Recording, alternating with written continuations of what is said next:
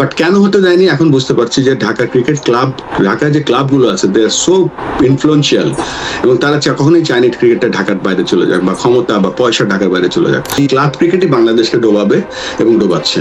কিছু কিছু শিক্ষিত বলবো তারা কিন্তু ক্রিকেটটার 12টা বাজাচ্ছে, তারা নিজেরা ভাবে তারা they are something, in fact they are not.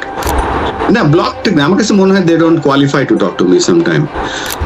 Cricket ক্রিকেটের জায়গায় থাকবে সবসময়। We are once made cricketer, সবসময় ক্রিকেটার থাকবো সবসময়। ক্যাপ্টেন্স কার্ড দেখলাম, ক্যাপ্টেন্স কার্ড দেওয়া হচ্ছে। আচ্ছা, ক্যাপ্টেন্স কার্ড দেওয়ার মানে আমি বুঝলাম না, কারণটা কি? আমাদের যে ক্যাপ্টেন বক্স আছে না, সেটাকে আমি যেতাম না কখনো। 12, 14, 20টা ক্যাপ্টেন তো বাংলাদেশ ক্রিকেট না, বাংলাদেশ ক্রিকেট হচ্ছে সব ক্রিকেটার। আমরা যেটা করেছিলাম সেটা হচ্ছে যে সব ক্রিকেটারের জন্য পেনশনের ব্যবস্থা করেছিলাম, সেটা কিন্তু সামনে আসেনি কখনো। ইনস্টেড আমরা 12, 14 ক্রিকেটারকে আমরা ক্যাপ্টেন্স কার্ড দিয়েছি। এই কার্ড দিয়ে কি হবে? বরঞ্চ পেনশন দেওয়া উচিত প্রত্যেকটা ক্রিকেটারকে, এবং সেটার সিদ্ধান্ত বোর্ডে নেওয়া আছে। আমি আশা করবো সেটা বাস্তবায়িত করবে। এবং একটা খেলোয়াড়ের লাইফ স্প্যান কিন্তু খুব ছোট। যেই সময়টা তার পড়াশোনা করার কথা ছিল, ব্যবসা করার কথা ছিল, সেই সময়টা সে ক্রিকেটকে দিয়েছে। সো ক্রিকেটারদের আমার কাছে মনে হয় যে এই সিদ্ধান্তটা বাংলাদেশ ক্রিকেট বোর্ড যে নিয়েছিল আমাদের আমলে, সেটা বাস্তবায়িত করা উচিত।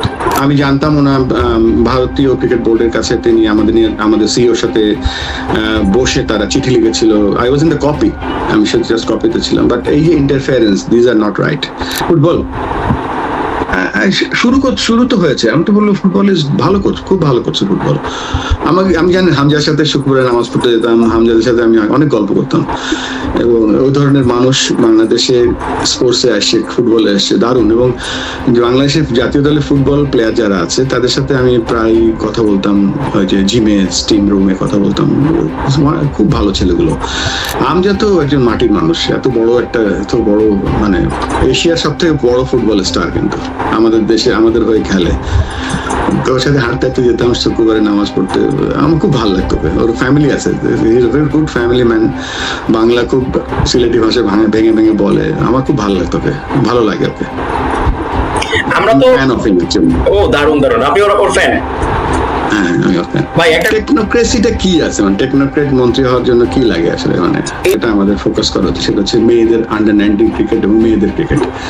এই জায়গাটায় আমরা কিছু করি না। এই জায়গাটায় ফোকাস দিলে আমরা মেয়েদের ক্রিকেটে অনেক কিছু করতে পারবো।